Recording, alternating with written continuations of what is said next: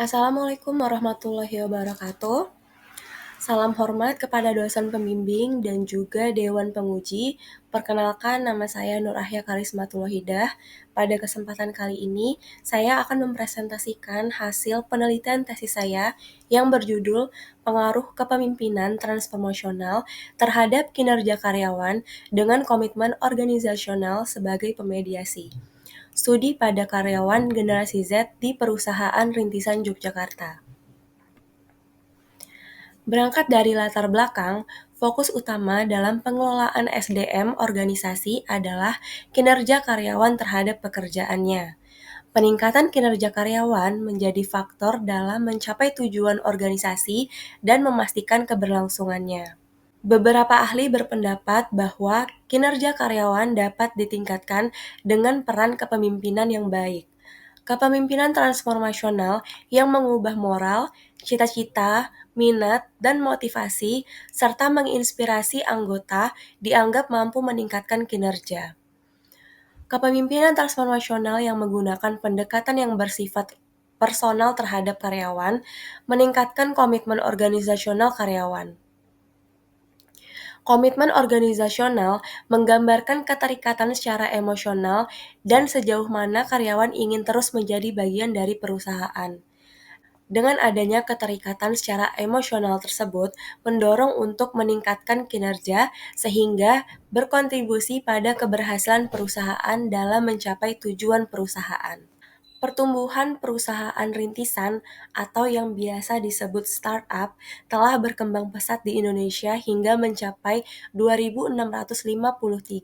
Berdasarkan riset Masyarakat Industri Kreatif, Teknologi Informasi dan Komunikasi Indonesia, hingga akhir 2021, Kota Yogyakarta berhasil menempati posisi keempat sebagai kota dengan jumlah startup terbanyak di Indonesia.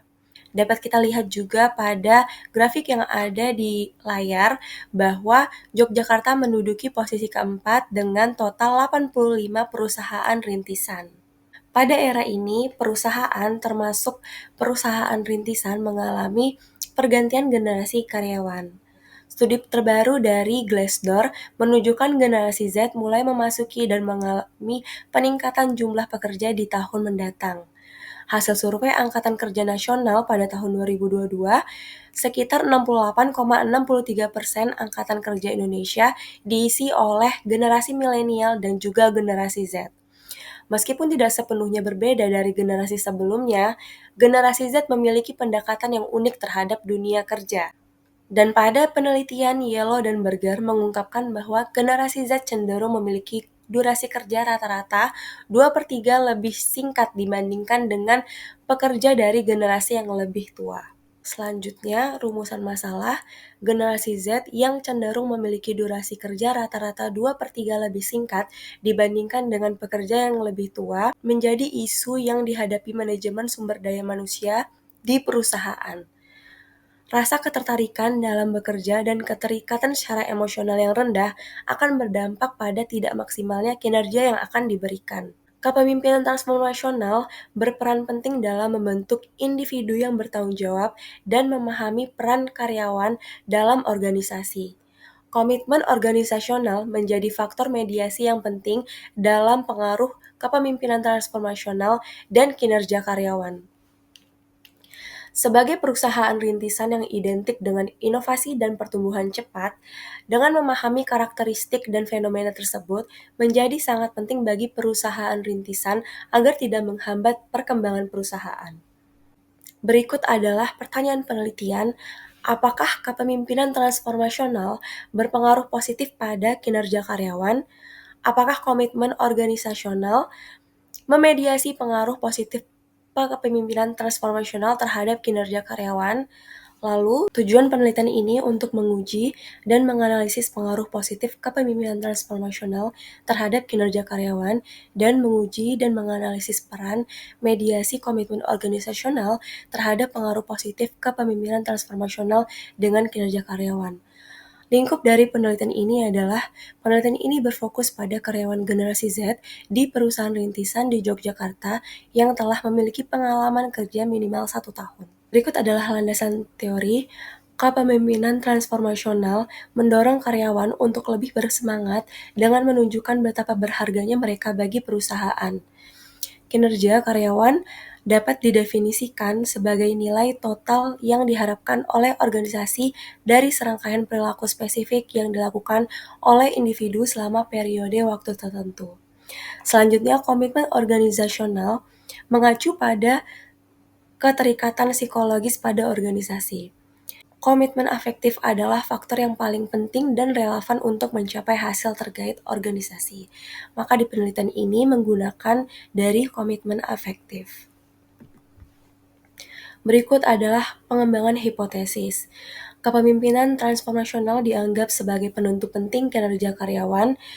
Pemimpin transformasional menginspirasi perubahan pada moral, cita-cita, minat, dan nilai-nilai untuk mendorong karyawan mencapai kinerja yang melebihi harapan. Maka dari itu, hipotesis pertama adalah kepemimpinan transformasional berpengaruh positif terhadap kinerja karyawan. Hipotesis kedua, pemimpin transformasional menggunakan pendekatan yang bersifat personal terhadap karyawan yang dapat meningkatkan keterikatan emosional karyawan dengan organisasi. Dengan adanya keterikatan secara emosional tersebut, mendorong karyawan untuk meningkatkan kinerja mereka sehingga berkontribusi pada keberhasilan perusahaan dalam mencapai tujuan perusahaan. Maka hipotesis kedua adalah komitmen organisasional memediasi hubungan antara kepemimpinan transformasional terhadap kinerja karyawan. Berikut adalah metode penelitian.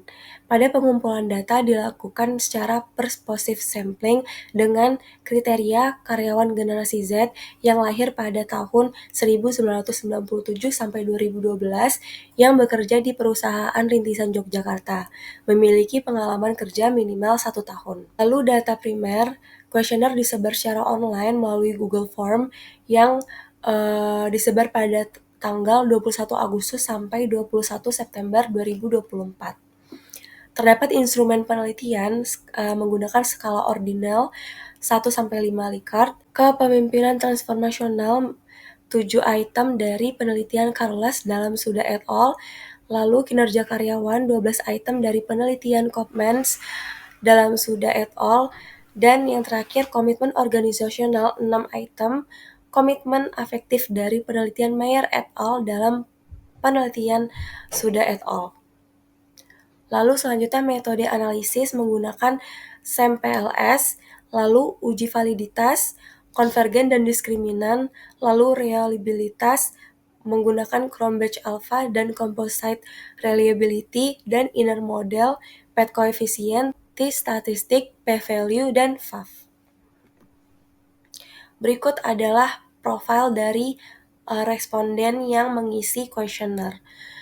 Dengan total 174 responden, dapat disimpulkan mayoritas responden berjenis kelamin laki-laki sebanyak 54%, berusia rata-rata 24 sampai 27 tahun sebanyak 58%, dengan lama bekerja selama 1-3 tahun sebanyak 90%, dengan status kepegawaian tidak tetap sebanyak 55%, dan yang terakhir berpendidikan terakhir sarjana sebanyak 67%. Berikut adalah statistik deskriptif di mana pada variabel KT atau kepemimpinan transformasional tercatat rata-rata sebesar 3,953 dengan KT 4 memiliki nilai terendah sebesar 3,885 dan KT 2 tertinggi dengan nilai 4. Pada variabel KO tercatat rata-rata sebesar 3,926. Dengan KO1 memiliki nilai terendah 3,874, juga KT4 dan KT5 yang memiliki nilai tertinggi sebesar 3,966. Pada variabel KK tercatat rata-rata sebesar 3,892, dengan KK12 memiliki nilai terendah 3,782 dan KK12 yang memiliki nilai tertinggi 4,023. Berikut ini adalah model pengukuran outer model dapat dilihat pada uji validitas konvergen dan reliabilitas. Pada uji validitas konvergen dapat dilihat masing-masing item dari variabel memiliki loading faktor lebih dari 0,5, maka disebutkan valid. Dan juga AV dari masing-masing variabel lebih dari 0,5, maka dapat dipertahankan. Selanjutnya reliabilitas. Pada Cronbach Alpha dan Composite Reliability berada pada nilai di atas 0,7, maka disebut reliable. Selanjutnya, uji validitas diskriminan. Dilihat dari nilai Fornell-Lacker. Suatu konstruk dapat dikatakan memiliki validitas diskriminan yang baik jika konstruk tersebut lebih tinggi dibandingkan dengan korelasi konstruk yang lain. Dan di sini masing-masing nilai sudah sesuai dengan kriteria tersebut. Selanjutnya, uji validitas dapat dilihat dari cross-loadings. Kriteria cross-loadings adalah item pernyataan dengan variabel latennya sendiri lebih tinggi daripada variabel lainnya. Dan cross-loadings pada penelitian ini sudah sesuai dengan kriterianya. Selanjutnya, uji hipotesis inner model dapat dilihat pengaruh dari KT ke KK, koefisien jalurnya 0,428 yang mana positif dengan p-value 4,061 dan p-value 0,000. Lalu selanjutnya pengaruh dari KT yang dimediasi oleh KO ke KK sebesar 0,153 yaitu positif dengan p-value 2,184 dan p-value 0,029. Selanjutnya hasil mediasi sebesar 0,737. Berikut adalah rangkuman hasil uji hipotesis. Hipotesis pertama terdukung dan hipotesis kedua terdukung secara parsial. Berikut adalah pembahasan hipotesis yang mana kepemimpinan transformasional berpengaruh positif terhadap kinerja karyawan. Gaya kepemimpinan transformasional memiliki arti penting bagi karyawan dalam meningkatkan kinerja.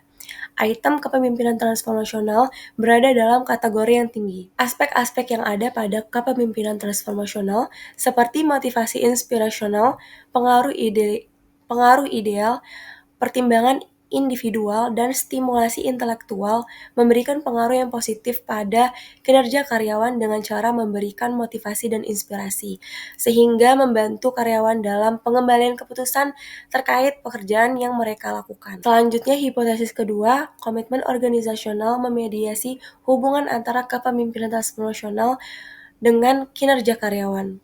Nilai FAF sebesar 73,3% menunjukkan bahwa komitmen organisasional dapat memediasi secara parsial. Komitmen organisasional berperan sebagai mediator karena pengaruhnya terhadap hasil-hasil penting yang terkait dengan SDM seperti tingkat pergantian karyawan, motivasi, kinerja, kepuasan kerja, dan kesejahteraan. Khususnya komitmen afektif untuk memediasi pengaruh antara kepemimpinan transformasional dengan kinerja karyawan. Yang terakhir adalah saran. Berikut adalah saran untuk perusahaan rintisan di Yogyakarta. Perusahaan rintisan Yogyakarta dapat merancang dan menyelenggarakan program pelatihan pengembangan kepemimpinan. Hal ini dapat dilakukan melalui workshop maupun mentoring antara pemimpin dan juga karyawan. Hal ini dapat meningkatkan jiwa kepemimpinan pada pemimpin itu sendiri. Selanjutnya, meningkatkan komitmen organisasional karyawan. Hal ini dapat dilakukan secara interpersonal antara atasan dan juga karyawan. Lalu, bisa dilakukan program orientasi yang komprehensif bagi karyawan baru. Selanjutnya, program pengakuan dan apresiasi oleh atasan. Dan yang terakhir, evaluasi hubungan antara atasan dan karyawan. Baiklah, sekian presentasi dari saya. Saya ucapkan banyak terima kasih. Wassalamualaikum warahmatullahi wabarakatuh.